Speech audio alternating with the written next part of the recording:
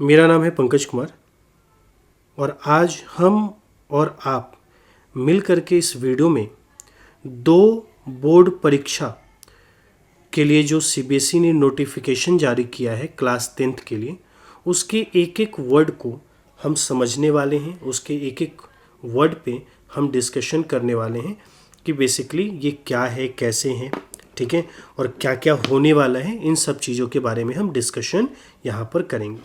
देखो, ये जो नोटिफिकेशन आया है ये आया है 25/6/2025 को, 25/6 को ये नोटिफिकेशन हमारा आया हुआ है, ठीक है। और ये जो है सीबीएसई की तरफ से ही क्या किया गया है, दिया गया है।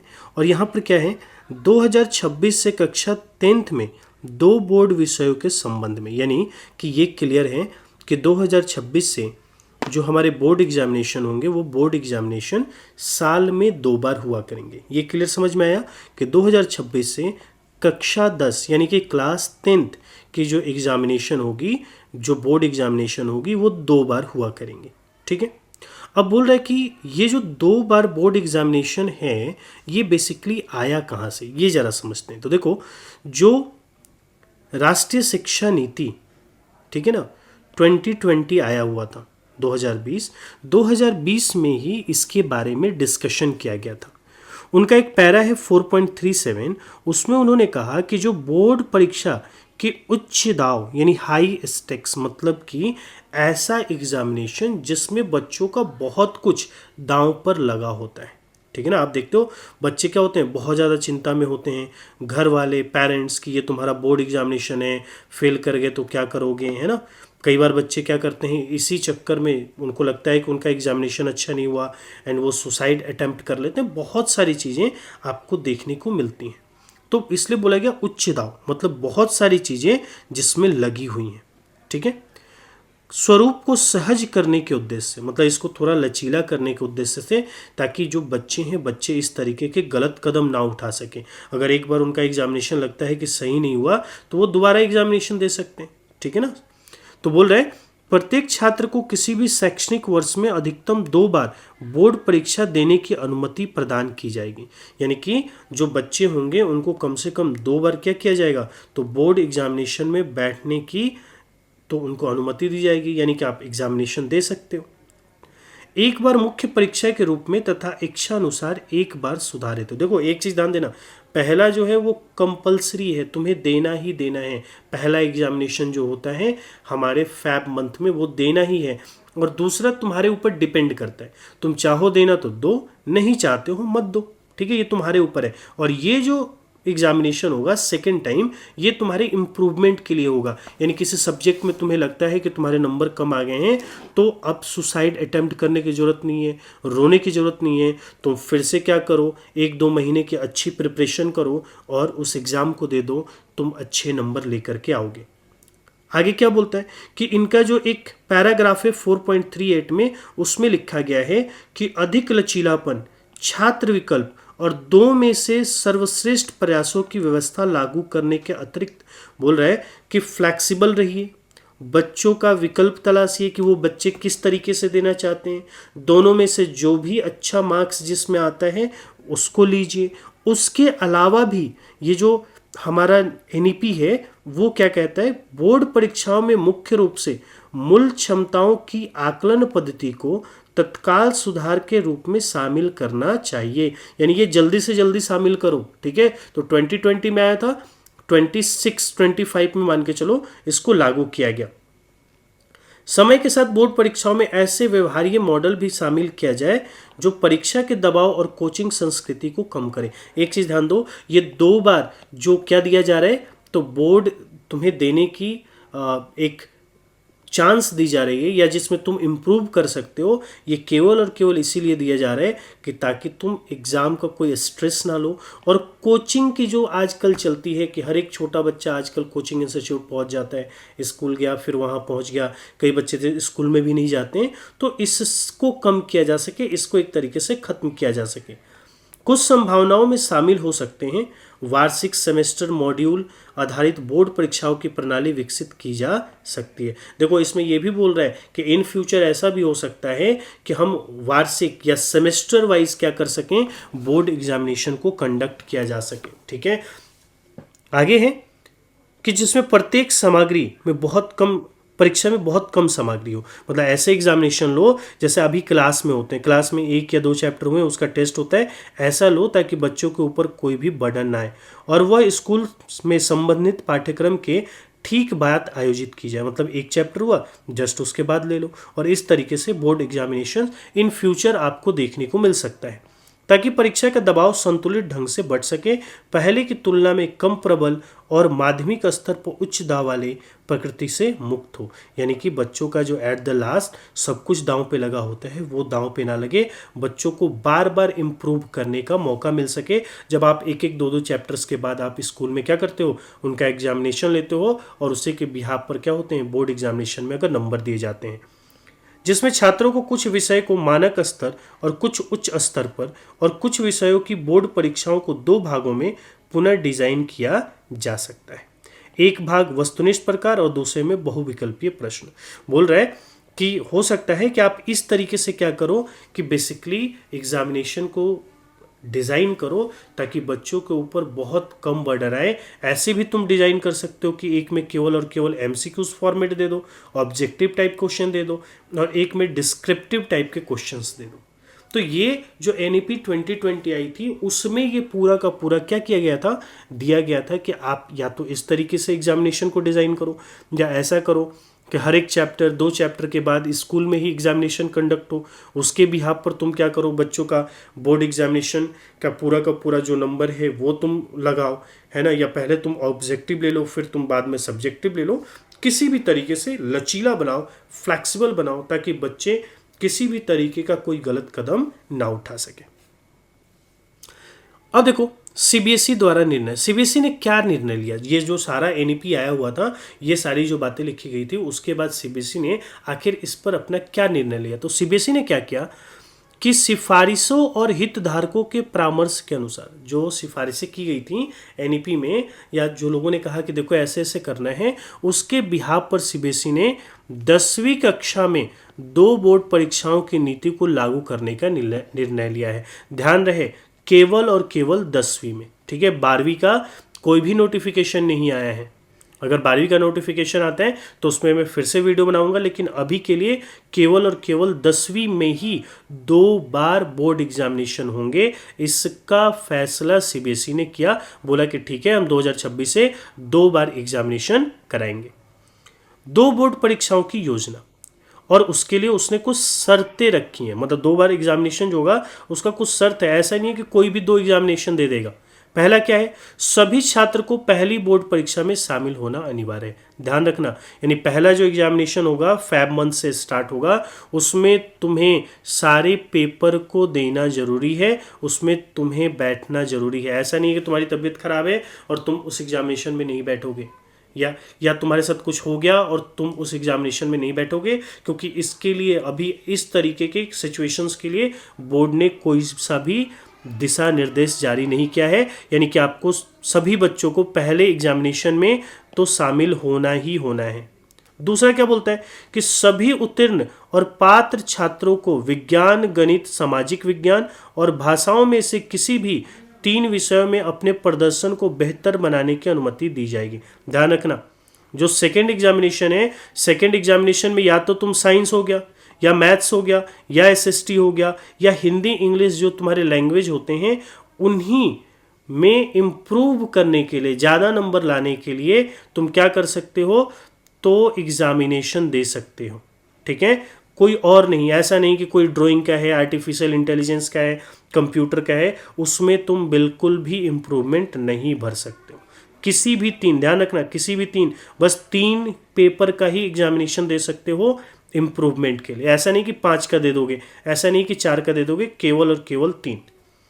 यदि कोई छात्र पहली परीक्षा में 3 या अधिक विषयों में शामिल नहीं हुआ, मान लो किसी रीजन से तुमने 5 में से 3 एग्जामिनेशन नहीं दिया, 6 में से तुमने 3 एग्जामिनेशन नहीं दिया, तो उसे दूसरी परीक्षा में शामिल होने की अनुमति नहीं दी जाएगी।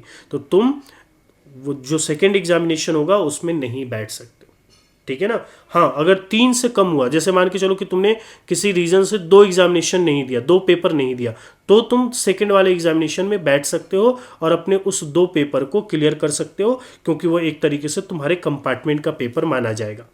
ऐसे छात्रों को आवश्यक पुनरावृत्ति श्रेणी में रखा जाएगा। अगर तुमने 3 पेपर, मान लो कि 3 पेपर नहीं दिया और चाहते हो कि सेकंड तुम क्या नाम है जो बोर्ड एग्जामिनेशन होगी उसमें एग्जाम दे दो, तो बिल्कुल ऐसा नहीं होगा, तुम्हें रिपीट करना होगा, ठीक है, अगले साल, यानी 2026 में जो एग्जामिनेशन होगा तो अब तुम 2027 में जाकर के एग्जाम दोगे। वे अगले साल फरवरी के महीने में मुख्य परीक्षा में ही शामिल परीक्षा दे सकते हैं, ठीक है, समझ में आ गया ये बात। चलो, 4th पॉइंट बोलता है, जिन छात्रों का पहली परीक्षा में परिणाम कंपार्टमेंट है, ऐसे छात्रों को कंपार्टमेंट श्रेणी के तहत, अब देखो, मान लो कि तुम्हारा कंपार्टमेंट आ गया, तो कंपार्टमेंट अगर 5 सब्जेक्ट है तुम्हारे पास, तो किसी एक सब्जेक्ट या 2 सब्जेक्ट में तुम्हारे कंपार्टमेंट आते हैं क्लास 10th में, तो अगर 1 या 2 अगर एग्जामिनेशन में तुम्हारे कंपार्टमेंट आ गए, यानी कि नंबर कम आ गए, तुम पास नहीं कर पाए, तो ऐसे छात्रों को कंपार्टमेंट श्रेणी के तहत जो दूसरी परीक्षा होगी उसमें शामिल होने की अनुमति दी जाएगी।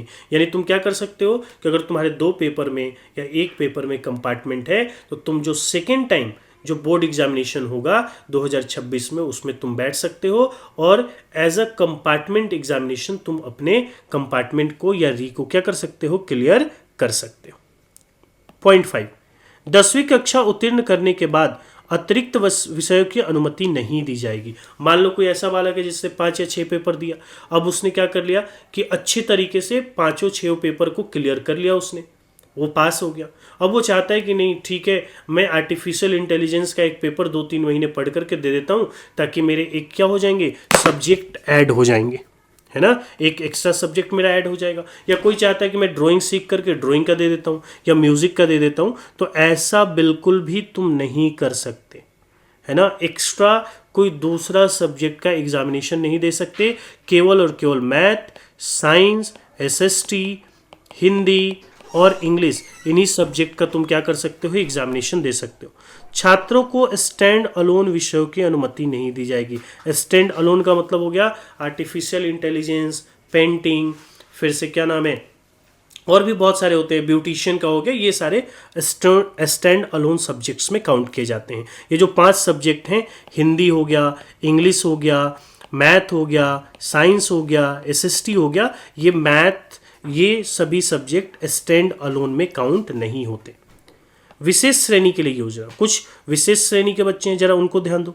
खेल के छात्रों को उन विषयों में दूसरी परीक्षा में बैठने की अनुमति दी जाएगी जिनकी परीक्षा उनके खेल आयोजन के साथ मेल खाती है। मान लो कि मैथ का एग्जामिनेशन मान लेते हैं कि 10 मार्च को है और किसी बच्चे का कोई गेम है वो भी 10 मार्च को है, तो बच्चा क्या कर सकता है, गेम दे सकता है ना, गेम खेल सकता है 10 मार्च को, और 10 मार्च का जो उसका पेपर रह गया वो सेकंड जो उसका एग्जामिनेशन होगा उसमें वो बैठ करके और अपना एग्जामिनेशन दे सकता है। ये ऐसे बच्चों के लिए जो बेसिकली गेम में है, ठीक है, जो गेम खेल रहे, गेम और उनके एग्जामिनेशन का डेट अगर बिल्कुल क्या हो गया, सेम हो गया, कि ये तुम्हारा गेम का हो गया और ये तुम्हारा एग्जाम का, दोनों का डेट बिल्कुल सेम हो गया। अगर ये गेम का तुम्हारा मान लेते हैं कि 10/2 को है और तुम्हारा एग्जाम भी 10/2 को है, ऐसे केस में तुम क्या कर सकते हो, बेसिकली सेकेंड वाले एग्जामिनेशन में बैठ सकते हो। विंटर बाउंड स्कूलों के छात्र प्रस्तावित विषयों में पहली परीक्षा या दूसरी परीक्षा में बैठने का विकल्प चुन सकते हैं। अब ये देखो सेकंड वाला, winter bound school. Winter bound school वो होते हैं जो ठंडे एरियाज में होते हैं। बहुत सारे ऐसे एरिया हैं अपने इंडिया में जहाँ पर क्या होते हैं, बहुत ज़्यादा बर्फबारी होती है, बहुत ज़्यादा बर्फबारी होती है, स्कूल कई कई महीनों के लिए बंद होते हैं, जैसे जम्मू कश्मीर हो गया, लद्दाख हो गया, हिमाचल प्रदेश हो गया, उत्तराखंड हो गया। ऐसे ऐसे राज्यों में बहुत ज़्यादा बर्फबारी के कारण काफ़ी समय तक स्कूल बंद रहती है। तो ऐसे विषय, क्योंकि उनका सिलेबस नहीं हो पाता, तो ऐसे विषय जो स्टूडेंट्स हैं उनको एक दिया गया है, विकल्प दिया गया है कि या तो आप पहली परीक्षा में बैठो या दूसरी परीक्षा में बैठो, उनके लिए है, ठीक है, सबके लिए नहीं है, ऐसे जहाँ पर स्कूल लंबे समय के लिए बंद रहती है उनको दिया गया है या तो पहली या दूसरी परीक्षा में से आप जिसमें चाहें उसमें बैठ सकते हैं।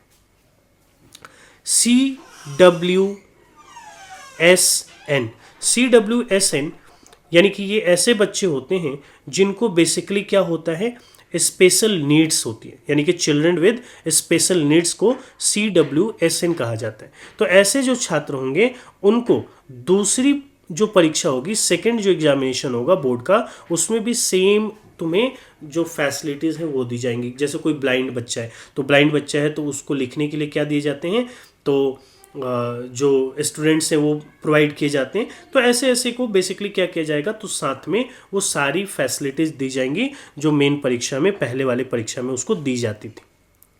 आंतरिक मूल्यांकन का संचालन। अब देखो, मुख्य परीक्षाओं से पहले केवल एक बार आंतरिक मूल्यांकन किया जाएगा। जैसे मान लो कि क्या नाम है, जो इंटरनल असेसमेंट होता है, तो यहाँ पर अब ऐसा नहीं है कि 2 बार तुम बोर्ड एग्जामिनेशन दे रहे हो तो तुम्हारे 2 बार इंटरनल के मार्क्स जाएंगे। नहीं, इंटरनल का मार्क्स एक ही बार जाएगा और वो जो पहली बार जो तुम्हारा क्या होगा, बोर्ड एग्जामिनेशन होगा, उसके पहले ही जो दिया जाता है वही रहेगा। ऐसा नहीं कि सेकेंड टाइम्स तुम दे रहे हो तो तुम्हारा क्या कर दिया जाए, तो इंटरनल मार्क्स बढ़ा दिया जाए या घटा दिया जाए, ऐसा नहीं, बस एक ही बार तुम्हारे इंटरनल मार्क्स लगेंगे।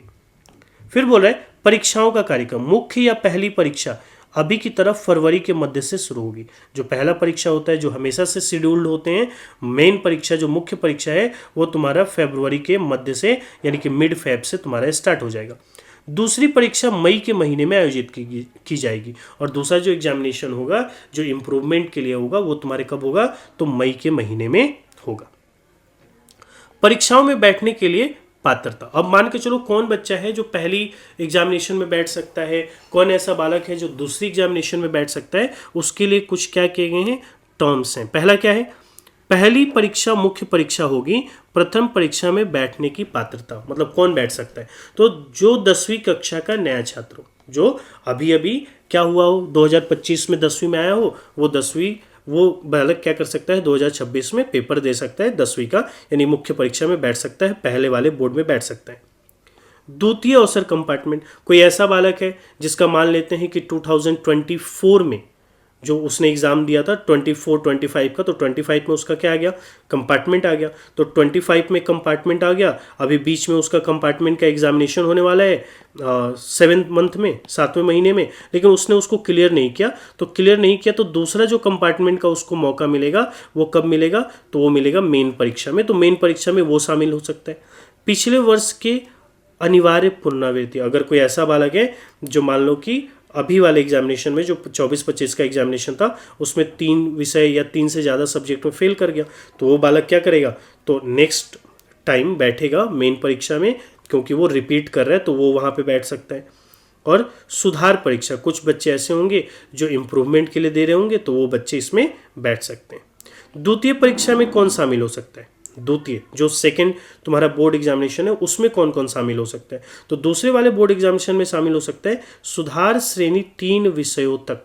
मान लो कि तुमने क्या किया, एग्जामिनेशन दिया 5 सब्जेक्ट का और 5 में से तुम्हारे 3 सब्जेक्ट में तुम्हें लगते हैं कि तुम अपने मार्क्स से खुश नहीं हो, तो तुम 5 में से कोई 3 सब्जेक्ट, मान लो कि मैथ है, साइंस है, SST है, हिंदी है, इंग्लिश है, इसमें से जो तुम्हें मन करता है केवल और केवल 3 सब्जेक्ट, 5 नहीं, 4 नहीं, केवल 3, जैसे मान लो मैथ ले लो, साइंस ले लो, SST ले लो, तो ये दोनों सब्जेक्ट नहीं ले सकते, हिंदी और इंग्लिश। मान लो हिंदी ले लिया, इंग्लिश ले लिया, साइंस ले लिया, तो SST और मैथ्स नहीं ले सकते। इन 5 में से कोई 3 सब्जेक्ट ही तुम ले करके और उसका इम्प्रूवमेंट दे सकते हो, ठीक है।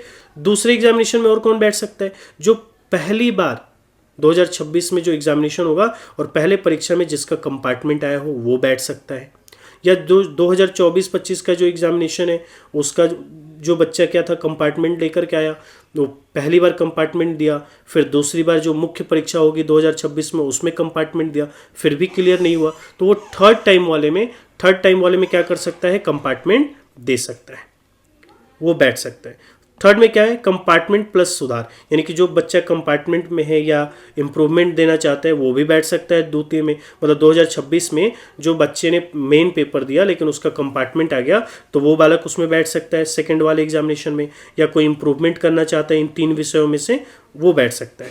विषय के प्रतिस्थापन द्वारा उत्तीर्ण छात्रों के लिए सुधार। ठीक है, अब मान लो कि विषय में क्या हुआ, किसी तरीके का चेंजेस हुआ और उसके कारण कोई बालक है तो उसमें सुधार के लिए वो बालक क्या कर सकता है, तो पेपर दे सकता है। फिर है पाठ्यक्रम और परीक्षा योजना। दोनों परीक्षाएं वर्ष के लिए निर्धारित पूर्ण पाठ्यक्रम पर आयोजित की जाएंगी। यानी कि जो पाठ्यक्रम है, जो सिलेबस है, उसमें कोई चेंजेस नहीं है। जो सिलेबस पहले था वही सिलेबस पहले और दूसरे एग्जामिनेशन के लिए भी तुम्हारा रहेगा। उसी तरीके के क्वेश्चंस दोनों में पूछे जाएंगे। ऐसा नहीं है कि पहला वाला पेपर तुम्हारा इजी होगा, दूसरा वाला पेपर तुम्हारा हार्ड होगा, ऐसा कुछ भी नहीं है। सेम रहेंगे, सेम उसका लेबल रहेगा, सेम तरीके के क्वेश्चंस रहेंगे, सब कुछ सेम रहेगा। ठीक है, अध्याय की योजना और परीक्षा योजना वही रहेगी। बोल रहे हैं कि जो अध्याय की योजना है, जिस तरीके से क्वेश्चंस, जिस चैप्टर से कितने नंबर के क्वेश्चंस बनते हैं, वो सब कुछ वैसा ही है, उसमें कुछ भी फेरबदल नहीं होने वाला। परीक्षाओं के लिए LOC जमा करना है। LOC का मतलब होता है लिस्ट ऑफ स्टूडेंट। ठीक है ना, LOC यानी कि list of children, list of children इसको बोलते हैं। तो LOC जो है वो जमा करना, तो उसके बारे में बोल रहे हैं कि LOC भरना और मुख्य परीक्षा या प्रथम परीक्षा में उपस्थित होना अनिवार्य होगा। देखो, LOC जो है वो स्कूल भरता है, कौन कौन से बच्चे हमारे एग्जामिनेशन देंगे, तो वो तो पहले मुख्य परीक्षा के पहले ही क्या कर दिया जाएगा, भर दिया जाएगा, और वही बच्चे मुख्य परीक्षा में तुम्हारे शामिल होंगे। द्वितीय परीक्षा के लिए LOC अलग से भरा जाएगा, यानी कि लिस्ट ऑफ चिल्ड्रन अलग से भरा जाएगा। क्यों? क्योंकि मान लो कि 50 ऐसे बच्चे हैं जिनके बहुत अच्छे नंबर आए हैं, 50 में से हो सकता है कि केवल 10 बच्चे ही तुम्हारे एग्जाम देना चाहते हैं इंप्रूवमेंट का, तो केवल इन्हीं 10 बच्चों का क्या होगा, लिस्ट फिर से भरा जाएगा और यही बच्चे एग्जामिनेशन देने के लिए एलिजिबल होंगे। ठीक है, ऐसा नहीं है कि 50 बच्चे पहले एग्जामिनेशन था तो 50 के 50 इंप्रूवमेंट में चले जाएंगे, ऐसा नहीं है। जिसको इंप्रूवमेंट देना है वो क्या करेगा, अपना फॉर्म वगैरह जो भी होगा वो फिल करेगा और उन बच्चों का LOC फिर से नया भरा जाएगा और वही बच्चे एग्जामिनेशन में बैठ सकते हैं। द्वितीय परीक्षा के LOC में कोई नया नाम नहीं जोड़ा जाएगा। मान लो कि यहाँ पर 50 बच्चे थे पहले में और यहाँ पर 10 बच्चे जा रहे, तो ये 10 बच्चे इसी 50 बच्चों की लिस्ट से होने चाहिए। ऐसा नहीं है कि 50 बच्चा था और इन 50 बच्चों की लिस्ट से आपने हटा करके और 10 बच्चे नए तुमने ऐड कर दिए, ऐसा बिल्कुल भी नहीं चलेगा। ठीक है, जो बच्चे पहले थे जिन्होंने मेन एग्जाम दिया था वही बच्चों के नाम होने चाहिए, कोई नया नाम इसमें नहीं आएगा। प्रथम परीक्षा से द्वितीय परीक्षा में विषय परिवर्तन की अनुमति नहीं होगी। मतलब पहला जो एग्जाम तुमने दिया और दूसरा जो एग्जाम दिया उसमें तुमने सब्जेक्ट चेंज कर दिया, ऐसा बिल्कुल नहीं होगा। जो तुमने मेन परीक्षा में 5-6 सब्जेक्ट लिए होंगे वही 5-6 सब्जेक्ट में से किसी 3 पेपर को इम्प्रूवमेंट के लिए दे सकते हो, सिवाय नीति के अनुसार अनुमति के। हो सकता है कि बाद में कोई बोर्ड क्या नाम है, कोई रूल रेगुलेशंस निकाले, अगर निकालता है और उसमें कोई तुम्हें मौका देता है तो वहाँ पर तुम भले चेंज कर सकते हो, लेकिन ऐसे नॉर्मली नहीं कर सकते। परिणाम घोषणा, अब मान के चलो कि मेन पेपर भी हो गया, तुम्हारा सेकंड वाला भी बोर्ड एग्जामिनेशन हो गया, तो रिजल्ट किसका माना जाएगा, कैसे रिजल्ट लें, कैसा किसका क्या करें, है ना, वो देखो। तो बोला कि सभी छात्रों का परिणाम परीक्षा उपनियमों के अनुसार घोषित किया जाएगा। जो भी नियम कानून बनाए गए हैं उसी के अकॉर्डिंग तुम्हारे एग्जामिनेशन के रिजल्ट आएंगे। प्रथम परीक्षा का परिणाम अप्रैल माह में घोषित किया जाएगा। अब देखो, प्रथम जो एग्जामिनेशन होगा फरवरी में, वो क्या हो जाएगा, तो अप्रैल माह में तुम्हारा आ जाएगा कि अप्रैल माह में ये तुम्हारा एग्जामिनेशन का रिजल्ट है वो आ गया। ठीक है, अभी क्या होता है, अभी तुम्हारे मई के लास्ट तक आता है। ठीक है ना, तो बेसिकली उसको थोड़ा सा फास्ट कर दिया जाएगा और अप्रैल में हमें आ जाएगा। द्वितीय परीक्षा का जो होगा वो मई में होगा, उसका कब आ जाएगा, जून में आ जाएगा। ठीक है, मई में एग्जाम तो जून में तुम्हारा रिजल्ट आ जाएगा। मुख्य परीक्षा का प्रदर्शन डिजिलॉकर